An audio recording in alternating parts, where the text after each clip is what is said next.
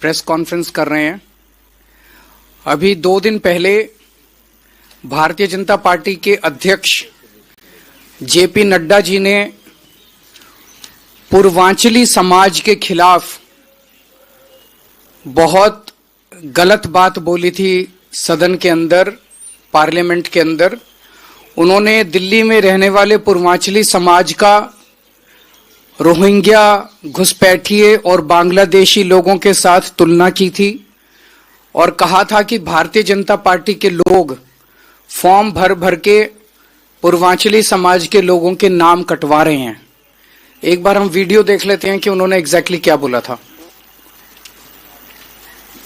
जिन लोगों ने भारतीय जनता पार्टी की तरफ से ऑब्जेक्शन दिया है तो साथ में रीजन भी दिया है, और वो चाहे पूर्वांचल हो, चाहे रोहिंग्या हो, चाहे बांग्लादेशी हो, चाहे घुसपैठिया हो, वो सब उसमें आते हैं। इन्होंने कहा कहीं ऐसा तो नहीं जिनके नाम काटे जा रहे हैं वो रोहिंग्या हैं। हमारे उत्तर प्रदेश के भाई, हमारे पूर्वांचल के भाई, हमारे यूपी बिहार के भाई जो 40-40 साल से दिल्ली में रह रहे हैं, अपने श्रम, अपने खून पसीने से दिल्ली को बना रहे हैं, आप उनको रोहिंग्या करें।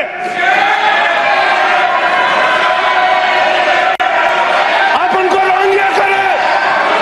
हिम्मत कैसे हुई आपकी? हिम्मत कैसे हुई आपकी? आप बैठे, आप हमारे पूर्वांचल के भाइयों को रोहिंग्या कहेंगे? हिम्मत कैसे हुई आपकी? हिम्मत नहीं होनी चाहिए आपकी। आगे बोले। पूर्वांचल के लोगों को ये बांग्लादेशी कह रहे हैं। मैं नाम पढ़ रहा हूं। राम सिंह बसंत विहार में रहते हैं, उनका वोट कटवाया गया। राम बसंत विहार में रहते हैं। आप सब बैठिए। ये पता है सर, आपके सदन पर रखूंगा। ये हिंदू लोग हैं, हिंदू लोग हैं, इनका नाम राम है, इनका नाम राम है। राम, इनका नाम राम है, नाम राम है। तो आपने देखा खुलेआम सदन के अंदर भारतीय जनता पार्टी के अध्यक्ष जेपी नड्डा जी ने कबूल किया कि भारतीय जनता पार्टी के कार्यकर्ता पूर्वांचल समाज के, रोहिंग्या के, बांग्लादेशियों के नाम कटवा रहे हैं। हम इसकी कड़ी निंदा करते हैं और ये एक पूरे पूर्वांचल समाज के खिलाफ साजिश है। एक तरफ उनको कहा जा रहा है कि वो रोहिंग्या हैं, यूपी और बिहार से आए हुए दिल्ली के अंदर बसे हुए लोग जिन्होंने जो 30-30, 40-40 साल से दिल्ली में रह के और दिल्ली को बनाने का काम कर रहे हैं, उनको रोहिंग्या कैसे कहा जा सकता है, उनको बांग्लादेशी कैसे कहा जा सकता है। उनको नाम कटवा के एक तरफ उनकी नागरिकता छीनी जा रही है, भारत में रहने का अधिकार छीना जा रहा है, और दूसरी तरफ हम सब जानते हैं कि वोटर कार्ड की वजह से बहुत सारी सरकारी सुविधाएं मिलती हैं, वो सारी सरकारी सुविधाएं भी छीनी जा रही हैं। और ये क्यों किया जा रहा है? ये एक सोची समझी बहुत घिनौनी साजिश के तहत बीजेपी कर रही है, क्योंकि दिल्ली का अधिकांश पूर्वांचल समाज आम आदमी पार्टी का वोटर है। इसीलिए बीजेपी ने साजिश रची है कि दिल्ली के पूर्वांचल के जितने वोट हैं वो पूरी तरह से कटवा दिए जाएं। हमने अभी थोड़े दिन पहले खुलासा किया था, मैंने आपके सामने शादरा के 11,000 वोटर्स की लिस्ट रखी थी जो बीजेपी ने इलेक्शन कमीशन को दी है कटवाने के लिए। इसके अलावा हमने 14 विधानसभाओं की लिस्टें रखी थी जो बीजेपी अलग अलग जगह पे हजारों की तादाद में कटवा रही है। इनमें मैं नाम पढ़ रहा हूं: विवेक मिश्रा, रुचि मिश्रा, आकाश मिश्रा, उबैदत पांडे, प्रिया दुबे, विनीता सिंह, लखन सिंह, अरुण कुमार मिश्रा, अमित झा, अर्जुन सिंह, देवेंद्र सिंह, अभिषेक यादव, रसिया कुमार, सरुल कुमार, मनोज कुमार सिंह, ऐसे कितने ही नाम। ये रोहिंग्या हैं। बीजेपी बताए, नड्डा साहब बताए, ये रोहिंग्या हैं। ये सारे पूर्वांचल समाज के उत्तर प्रदेश और बिहार से आए हुए हमारे भाई हैं जिन्होंने दिल्ली के अंदर पिछले 30-30, 40-40 साल से रह रहे हैं। अपनी गंदी राजनीति के तहत ये लोग इनके नाम कटवा रहे हैं। जहां एक तरफ इन्होंने पूर्वांचल समाज को उजाड़ने का पूरा प्लान बनाया है दिल्ली के अंदर भारतीय जनता पार्टी ने। मैं ये कहना चाहूंगा कि जब से आम आदमी पार्टी बनी है हम लोगों ने दिल्ली के अंदर पूर्वांचल समाज को सम्मान देने और उनको बसाने का काम किया है। मुझे आज भी याद है 2013 में दिल्ली में उत्तर प्रदेश से और बिहार से बहुत लोग आते हैं। मोटे मोटे तौर पे दो कारण से आते हैं, एक नौकरी की तलाश में आते हैं और एक स्टूडेंट्स आते हैं, पढ़ाई लिखाई करने के लिए आते हैं।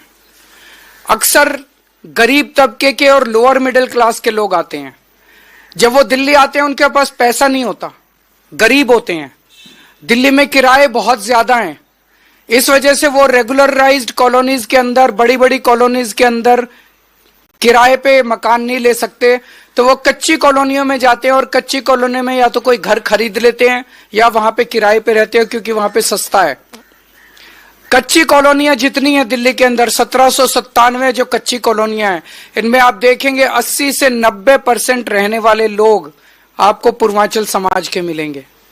आज भी मेरे को याद है 2013 का चुनाव, 2013 में जब मैं कच्ची कॉलोनियों में जाता था, यहाँ गोडे गोडे तक, घुटनों तक पानी रहता था, कीचड़ रहता था, आप गलियों में चल नहीं सकते थे, पानी की कोई निकासी नहीं थी, पीने का पानी का कोई सिस्टम नहीं था, कोई सीवर सिस्टम नहीं था, कोई ड्रेनेज सिस्टम नहीं था, कोई सड़कें नहीं थी, कोई गलियां नहीं थी, कोई नालियां नहीं थी, कोई अस्पताल नहीं थे, कोई स्कूल नहीं थे, कुछ नहीं था कच्ची कॉलोनी के अंदर। बस किसानों ने अपनी जमीनें काट काट के, बिल्डर्स ने जमीनें काट काट के और बेच दी थी गलत तरीके से। उन हालातों के ऊपर ये लोग रहते थे। और 2015 में जब मैं मुख्यमंत्री बना, मैंने अफसरों को बुलाया, मैंने कहा हमें यहाँ सड़कें बनानी है, नालियां बनानी है, हमें इनको इज्जत की जिंदगी देनी है। तो अफसरों ने कहा यह काम नहीं हो सकता। मैंने पूछा क्यों नहीं हो सकता? उन्होंने कहा क्योंकि सुप्रीम कोर्ट के ऑर्डर है, क्योंकि केंद्र सरकार के ऑर्डर है कि कच्ची कॉलोनी में विकास नहीं किया जा सकता। उन सारी अड़चनों को, सुप्रीम कोर्ट के ऑर्डर्स को, केंद्र सरकार के ऑर्डर्स को, हमने सारी अड़चनों को पार करके और कच्ची कॉलोनियों में विकास करना चालू किया। दिल्ली में 1797 कच्ची कॉलोनियां हैं, आज 1650 कॉलोनियों के अंदर हमने पानी पहुंचा दिया है, पानी की पाइपलाइन डाली है। हमने 10,000 किलोमीटर की सड़कें और गलियां बनाई हैं कच्ची कॉलोनियों के अंदर। हमने 6800 किलोमीटर की नालियां और सीवर डाले हैं कच्ची कॉलोनियों के अंदर। हमने 4000 किलोमीटर की पानी की पाइपलाइन डाली है कच्ची कॉलोनियों के अंदर। हमने सीसीटीवी कैमरे लगाए हैं, स्कूल बनवाए हैं, हमने मोहल्ला क्लिनिक बनवाए हैं कच्ची कॉलोनियों के अंदर। हमने उनको सम्मान की और इज्जत की जिंदगी दी है। पहले कच्ची कॉलोनियों में लोग कहते थे कि हमारे घर में रिश्ता करने कोई नहीं आता क्योंकि हमारे घर के आसपास का माहौल इतना खराब है। आज लोगों के अच्छे रिश्ते आ रहे हैं। जहां पहले कच्ची कॉलोनियों में जमीन का रेट 3000 रुपए गज था, आज वो 1 लाख रुपए गज छू रहा है मात्र 7-8 साल के अंदर। तो दोस्तों, ये मैं पूर्वांचल के लोगों को कहना चाहता हूं कि हम आपके नाम किसी हालत में नहीं कटने देंगे। आपको सम्मान दिया है हमने, आपको सम्मान की जिंदगी देंगे। लेकिन एक चीज ध्यान रखना, कोई बीजेपी वाला अगर आपके घर आए उसको अपना नाम मत बताना, उसको अपनी डिटेल्स मत बताना, अपना वोटर कार्ड मत दिखाना, किसी बीजेपी वाले के साथ संपर्क मत रखना। कोई भी बीजेपी वाला आएगा वो हो सकता है आपके नाम कटवाने के लिए आपसे आपका नाम और वोटर कार्ड डिटेल मांग रहा है, और नाम चेक करते रहना। कुछ दिनों के बाद इस बात को हम दिल्ली के घर घर लेके जाएंगे। हर पूर्वांचल समाज के व्यक्ति के घर आम आदमी पार्टी जाएगी और नड्डा साहब का ये वीडियो सबको दिखाएंगे कि किस तरह से भारतीय जनता पार्टी सुनियोजित तरीके से दिल्ली के अंदर पूरे पूर्वांचल समाज के खिलाफ साजिश रच रही है। दिल्ली आम आदमी पार्टी का एक एक कार्यकर्ता एक एक घर में जाएगा और थोड़े दिन के बाद संजय सिंह पूरी दिल्ली के अंदर यात्रा शुरू करेंगे। जितनी पूर्वांचल कॉलोनियां हैं सभी पूर्वांचल कॉलोनी में जाएंगे, वहीं रात्रि को प्रवास करेंगे और पूर्वांचल समाज के लोगों को भाजपा की इस साजिश के खिलाफ एकजुट करेंगे। मैं अब संजय सिंह जी से कहूंगा कि वो अपनी बात रखें।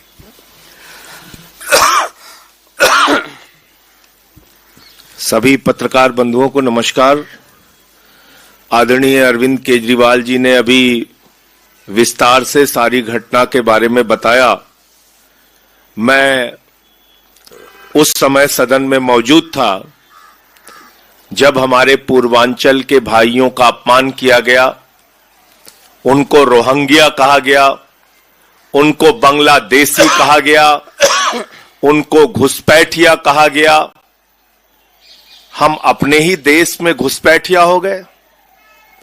हम यूपी वाले, बिहार वाले, पूर्वांचल वाले जो 40-40 साल से दिल्ली में रह रहे हैं, हमारे बच्चे यहां पैदा हुए, पढ़ रहे हैं यहां पे, मां बाप यहीं रहते हैं, परिश्रम करके, मेहनत करके हमने दिल्ली को बनाया। हम अपने ही देश में बांग्लादेशी हो गए, रोहिंग्या हो गए। और ये कोई सामान्य व्यक्ति नहीं, भारतीय जनता पार्टी के राष्ट्रीय अध्यक्ष कह रहे हैं। मैं वहां चिल्ला रहा हूं कि अरे भाई, ये राम नाम है इनका, ये राम सिंह नाम है इनका, ये नाम तो सुन लीजिए आप। कोई सुनने के लिए तैयार नहीं। पूरी भाजपा खड़ी होकर चिल्ला रही है, रोहिंग्या रोहिंग्या रोहिंग्या कर रही है।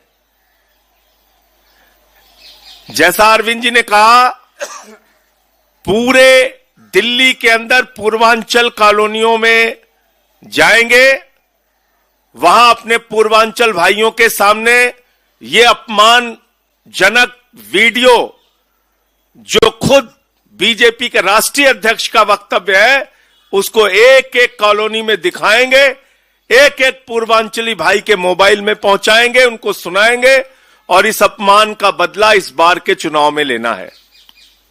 हम बांग्लादेशी नहीं है। हम लोग कोई सुल्तानपुर से, कोई गोंडा से, कोई पटना से, कोई बिहार से, कोई मुजफ्फरपुर से यहां पे आया है। आप नाम में पढ़ रहा हूं, मैं तो कह रहा हूं, आप पत्रकार बंधुओं से भी कह रहा हूं, जाइए चेक कीजिए, पता तो कीजिए इनका। ये राम सिंह नाम है इनका और 114/61 इनके घर का नंबर है। भंवर सिंह कैंप, बसंत विहार में ये रहते हैं। ये रोहिंग्या है राम सिंह, ये इनका नाम लिखा हुआ है। मैंने आपको पूरा पता बता दिया। दूसरा नाम है राम। मैं वहां चिल्ला रहा हूं कि भाई इनका नाम राम है, राम है, राम है। कोई सुनने के लिए तैयार नहीं। पूरी बीजेपी ऐसे चीख रही है पार्लियामेंट के अंदर जैसे गला दबा देंगे मेरा। ये 114/108 इनका घर का नंबर है। भंवर सिंह कैंप, बसंत विहार, ये इनका पता है, आरकेपुरम। तीसरा नाम छोटे लाल वर्मा, ये अंबेडकर बस्ती आरकेपुरम में रहने वाले हैं। B212 इनका घर का पता है। बहुत सारे नाम हैं। मैं चाहता हूं कि ये लिस्ट आप चेक कीजिए। आप खुद से जाइए, हमारे पूर्वांचल के भाइयों से मिलिए जिनको रोहिंग्या कहा गया, बांग्लादेशी कहा गया।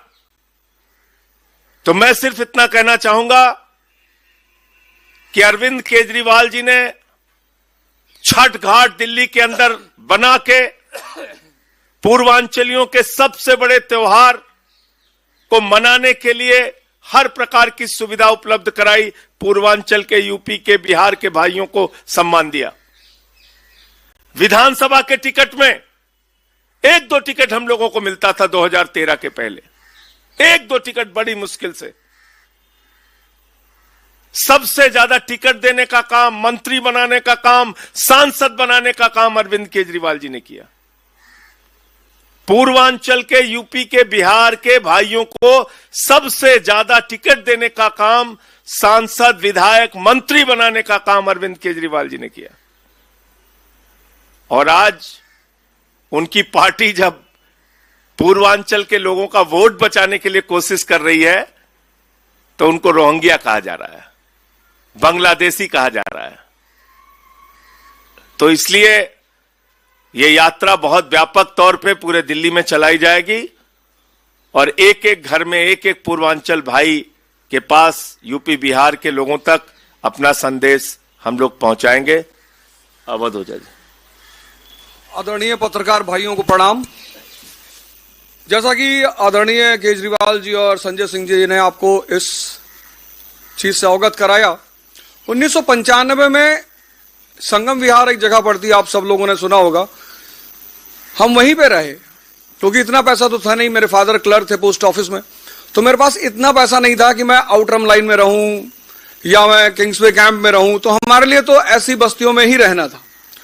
और जब इलेक्शंस हुए उसके बाद आज आप जाकर देखो उन बस्तियों का कितना बढ़िया हाल है। लेकिन ये जो नड्डा साहब ने हमें रोहिंग्या बताया कि पूर्वांचली रोहिंग्या हैं, मुझे उनका मकसद उसके पीछे दिखाई पड़ता है।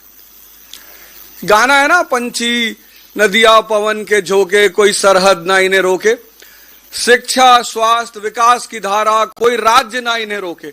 अब जब पूर्वांचली भाइयों को पता चल रहा है कि असली विकास कहां हो रहा है और हमें किसके साथ रहना है।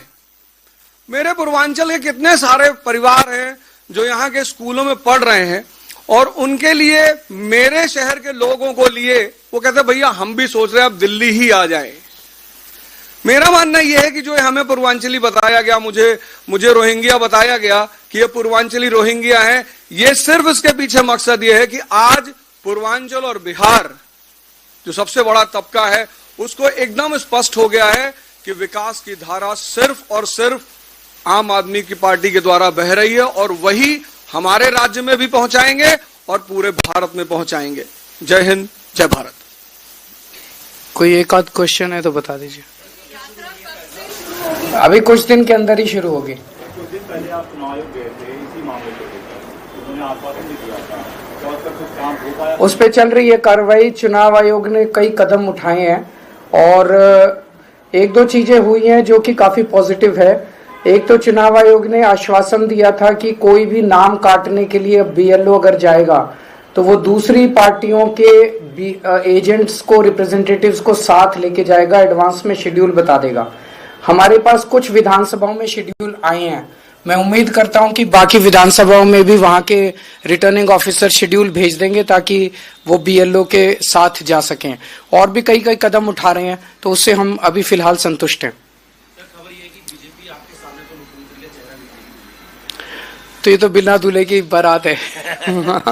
क्यों नहीं दे रही है? उनसे पूछो कि भाई आप किसके नाम पे चुनाव लड़ना चाहते हो, कौन होगा, अगर कौन जिम्मेदारी संभालेगा, उनसे पूछिए आप। दिल्ली के लोग जानना चाहेंगे, दिल्ली के लोगों का हक बनता है जानना।